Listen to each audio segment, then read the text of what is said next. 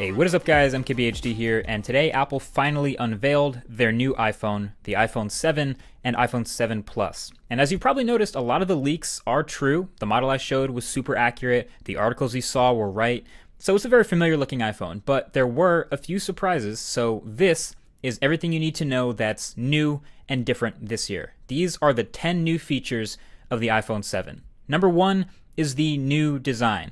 And you couldn't see me as I said that, but I put new in air quotes because, like I said, this is a very familiar iPhone to the 6 and 6S. Same shape, same dimensions, same weight, same feel on the hand. Looks like an iPhone, but with some subtle improvements, like the antenna bands on the back don't go across anymore, so there's a cleaner look to the top and bottom. And there's a new set of colors. You have your normal silver, your classic gold, and of course your pink/rose gold. And then no more space gray, but a jet black and black. So the black is this purely all matte black look, and I gotta say, this feels really good and looks good in person. And then the jet black is a piano super glossy finish that I don't think I can seriously recommend to anyone. It looks good while you keep it clean, which is what they were doing here, but not only is it probably going to be the slipperiest iPhone of all time, but it's also going to be super prone to fingerprints like Samsung phones and scratches. This one I picked up in the demo area somehow already had micro scratches on it, so Apple knows of the issue and just recommends that you use a case, which I think is lame, so I'm going to be grabbing that matte black. Something about the stealth look just speaks to me. Number 2, the home button. The new home button on the iPhone 7 is actually really similar to Force Touch trackpads in the new MacBooks. It doesn't actually click anymore. It's a solid-state glass button with pressure sensitivity that doesn't move. So there's a Taptic engine that's now behind the button, so when you firmly press it as if you were going home, it clicks. And it kind of feels like the whole bottom of the phone is clicking, so it's not identical to the feel of just the button press from before, so it may take some getting used to, but that is definitely new. Number 3, the iPhone 7 and 7 Plus are now officially water and dust resistant. Now I might argue that the iPhone 6S and even the 6 might have been just as water resistant as this one, but now it's officially official, so it's rated to be able to survive being under 50 meters of water, which is a lot, so you can totally use it in the rain or shower with it or whatever.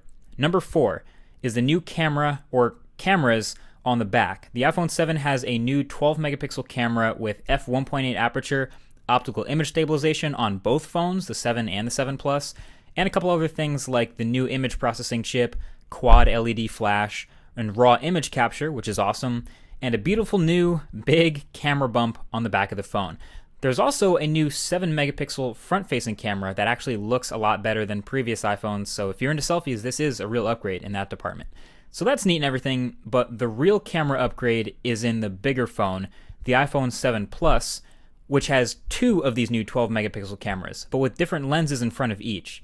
So on the right is the normal 28mm lens, same as a smaller phone, and on the left is a 56mm lens, so twice that focal distance for basically 2 times optical zoom. So this 2x camera is better for portraits and for subjects that are further away, since that's what telephotos are good for.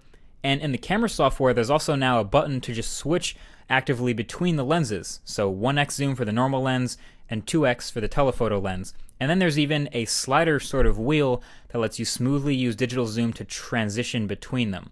We're even expecting an update to the software for the 7 Plus that will add a camera mode called Portrait that will add like a subtle blur to the background of your human subjects. So lots of interesting stuff in the camera that I'm hoping works as well as it seems.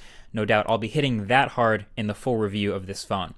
Number 5, the display. So the iPhone 7 display is actually mostly still the same as before, same size, same old resolution, same IPS technology, but it's apparently up to 25% brighter and has a wider color gamut, so colors will pop a little more, but probably not quite like an OLED. Number 6 is the stereo speakers, and I'm going to put that in air quotes again too, so it's a little bit of an unorthodox setup. As you can see, the bottom of the phone is one of the speaker grills, it's downward facing, and at the top of the phone, actually in the earpiece, is the other side of the stereo pair, and that's front facing.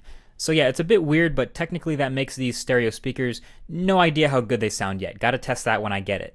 Number 7, Lightning earpods. Every iPhone 7 and 7 Plus will ship with these Lightning earbuds, because there's no headphone jack in the new iPhone.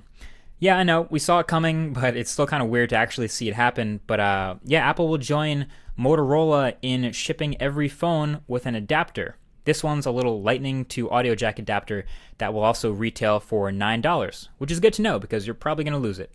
And speaking of things you're going to lose, number 8 is Apple's introduction of optional wireless earpods. They'll call them AirPods. I get it. These will be $160, and they're pretty much exactly what they look like. It's earpods without the cables. You kind of look like a cyborg while wearing them, but if earpods fit in your ears, then these will too, hopefully well enough to not fall out while you walk or run. Obviously, at that price tag, they're a tough sell, but people here seem to really like them. They demoed how to pair them super easily. Basically, they come in this little charging battery case, and it charges them, and all you have to do to connect is flip open the top of the case, and when you put them in your ears, it uses proximity sensors to automatically know they're being listened to, so it switches your audio on the fly. There's also a touch-sensitive back, so you can double tap to activate Siri and talk to her with the built-in microphones. So yeah, it's more than just an earpod without the wires. But yeah, $160. Your call on that one.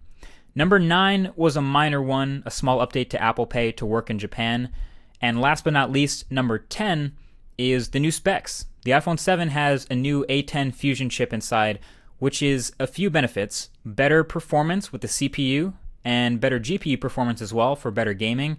And it's a quad-core chip with 2 of those cores being lower power. So in theory, it's a more efficient chip that should give you an extra hour or 2 of battery life over the iPhone 6s and 6s Plus, in theory, allegedly. Either way, that's pretty much it for what's new. And my first impressions are that while it's pretty familiar, yeah, it's a nice piece of hardware. They killed the 16GB version, finally, so now it starts at 32GB, and it's the same price, and it goes up to the 256GB version. My favorite upgrade, I'm going to say, is probably the camera, especially in the 7 Plus, which was the phone I was going to get anyway. And my biggest letdown, I would say, is the screen. When are they going to put an OLED display in the iPhone? Seriously, they got to do it eventually, right? I don't know. Either way, that's been it. Thank you for watching this early look at the new phones. Definitely share this video with anyone who would want to know what's good with Apple's new phones. And you should totally subscribe if you haven't already to be among the first to see the full review when that comes out, along with much more tech in between. Thank you for watching, and I'll talk to you guys in the next one. Peace.